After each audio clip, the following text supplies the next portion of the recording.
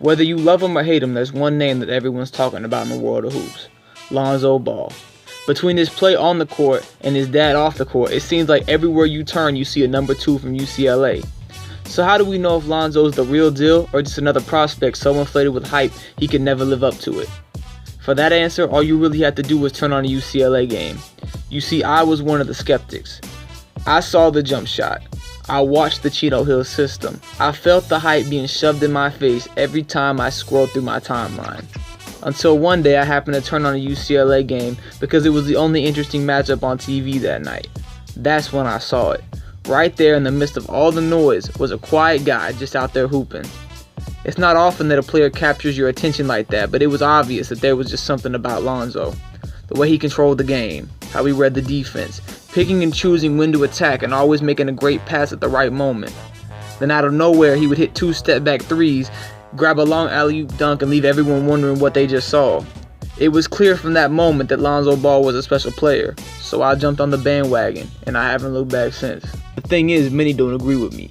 You see, as I mentioned earlier, Lonzo Ball has been shoved down people's faces non-stop over the past several months. And I feel that wears on people. I mean, why should he be shoved down your throat when he hasn't proved anything yet at the NBA level? Why should he be compared to great players when he hasn't proved anything at the NBA level? And I think we get so frustrated at the media that we decide we want to hate. And I hate that because honestly, if you take the time to watch Lonzo Ball's game, any true basketball fan can appreciate it. You see, he represents everything that the game is supposed to be. Not the ISO, not the one-on-one, none of that. This man is a true point guard, one at a level that we haven't seen in a very long time, that can be effective. You see, if you just take a moment to watch him instead of listening to all the hype and really focus on his game, you'll definitely see the way he can move the ball around and be a floor general out there on the court. And it's something you have to truly appreciate because this guy is out here controlling the game like some of the greats have in the past. I was watching him. Obviously, I can't put footage from March Madness because they copyright the heck out of that all the time. But if you just watch the game he played against Cincinnati, he's playing, as the making of this video, he's playing Kentucky tomorrow. So I don't know what he might do against them. But from what I've seen already, he played Cincinnati a few nights ago. And it was absolutely unbelievable the way he was able to pass the ball around, find open teammates. It seemed like he was involved in every single play in some way, whether he was getting the actual assist, making the points, or passing it to a teammate who was passing the other teammate open. And the way they were moving the ball was beautiful. And that's credit to the entire UCLA team. But that wasn't there until Lonzo got there. And that's not just a coincidence. It's really just something you have to admire, especially as someone who loves the game of basketball. From my standpoint, watching the games, it's just incredible to watch. And it's a different kind of incredible than maybe I get when I'm watching Steph Curry. Because when I'm watching Steph Curry, I'm just wanting to see that guy pull up every shot possible because I want to see something amazing. But with Lonzo, it's more of a beautiful type part of the game where it's moving and it looks so like fluid and he's getting these open shots, and it's something that a true fan of basketball can really appreciate. But then he also, all of a sudden, he'll come down, hit a guy with a step back, knock a 3 down, dribble right back down the court, pull up in a guy's face from 26, 27 feet, knock another one down, and it's got that Steph Curry factor where it's like, whoa, this guy could keep going because he's that good of a shooter. So when you look at it like that, I mean, this guy is a great passer. He's a great shooter. Regardless of what you think of his jump shot, regardless of any of that, we should just take a moment to appreciate a talented young player and not necessarily give in to all the hype, because I know there's a lot of hype, and some of the hype he may never be able to live up to. But for the time being, while he is performing the way he's performing, we should appreciate it and enjoy it, because this type of players don't come along very often. The next thing I want to talk about is kind of some of the potential he does have if he does make it to the league, because like I said, he is a special player and he has a lot of good qualities that a lot of players at his age don't have. And this is one of the deepest drafts that I can remember in a while. So the fact that he's projected to go number 2 is crazy. And I think the reason for that is Markelle Fultz is more of a surefire player than Lonzo, because Lonzo has so much that is not necessarily concrete that he can bring to the table. And most of his hype is potential. And it's very obvious to me that Lonzo has a much higher potential than Markelle Fultz. While Markelle Fultz may be the better complete player as of right now, I believe Lonzo has the potential to be better. But the NBA is a surefire association, so Markelle Fultz is definitely the safer bet. And who knows, it may work out better for Lonzo if he falls to the Lakers at 2.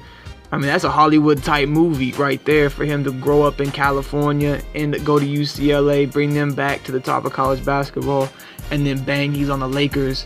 As soon as Kobe's just walked out the door a couple years ago, they need someone to step up. They got a young squad there full of a ton of talent with D'Angelo Russell, Julius Randle, those guys there, Brandon Ingram. And then you have him come in there. The potential there is crazy. I mean, the highest ceiling you can put on Lonzo is definitely Jason Kidd. I mean, and I've heard this comparison a lot, and I know guys like LeVar Ball hate it because they think he's just saying that because he's a point guard from Cali. But let me tell you, if you compare the footage between Lonzo Ball and Jason Kidd, it's ridiculous. And honestly, Lonzo Ball has a higher potential than Jason Kidd did at that age, because he's so much bigger and longer than Jason Kidd was. And he's a more consistent shooter than Jason Kidd was. Obviously, Jason Kidd was the top 5 3-point shooter of all time in the NBA, but he wasn't that type of shooter in college. He had to develop that over his career. Lonzo Ball is already coming into the NBA with a very consistent jumper and the ability to make threes. So that's something that he already has over Kidd. Now, obviously, I would say as good of a passer as Lonzo is, that Jason Kidd does have that over him, but that's something that comes with time. And I hate comparing NBA prospects to NBA legends, because I mean that's such a hard thing to do when you don't really know how it could pan out. It could pan out a million different ways, and all in between a bust and Jason Kidd, or even above, who knows.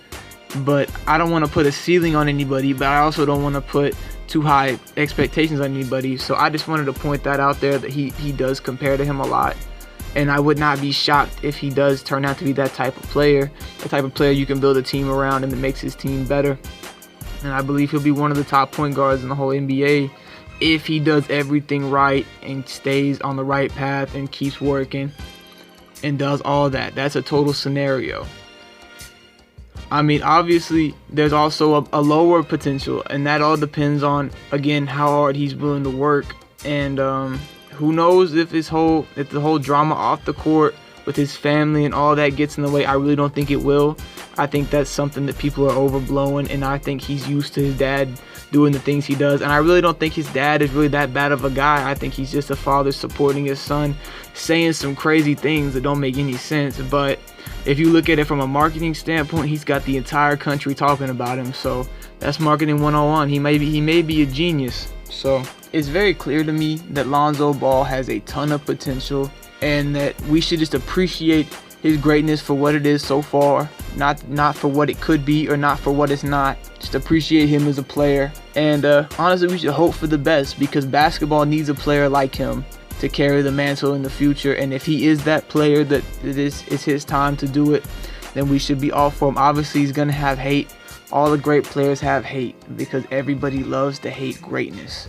But I'm here to tell you right now, there can be all the hate and all the noise, and he just wants to go out there and play ball. And I guarantee, regardless of what the fans say or the critics say, he'll be able to go out and get the job done if he wants to. So he has nothing but my support, and I hope that he continues to grow as a player, and I look forward to watching him. He's already got a fan in me, and I look forward to watching him over the rest of his career, and I hope that he can do some incredible things, and that he lives up to some of this hype that we've all given him, whether we like it or not.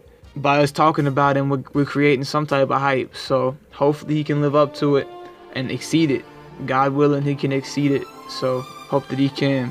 But I just want to make a video going over that, because obviously Lonzo Ball is a hot topic right now in the sports world, and there was no way that I was gonna sit here and not talk about it a little bit, because obviously there's a lot of people with mixed feelings on Lonzo Ball. So I wanted to get your feedback. What do you think about Lonzo Ball? I'm just trying to focus on Lonzo right now, not his brothers necessarily. I have made a video in the past about the entire Ball brother family, so if you want to go check that out, you can discuss that there. But I really want to focus on Lonzo just specifically, because I feel like he right now has the most potential out of all of them, because we've seen the most out of him. So what do you think his ceiling could be, and why do you think people hate him so much? Is it the media? Is it because he's something different? Is it because of the jump shot and Chino Hills and all this stuff? People hate success. So is it because of that? You tell me. I'm interested. I want to know. I appreciate you watching the video. I thank you for everything you do, all the support you give me. I ask you please drop a like, leave your feedback like I said in the comment section below, subscribe for more. I got a ton of stuff coming, tons of series I'm working on, more videos like this, more other videos, and it's gonna be a fun ride. We're just getting started, and it's starting to heat up. So again, thank you for watching. God bless.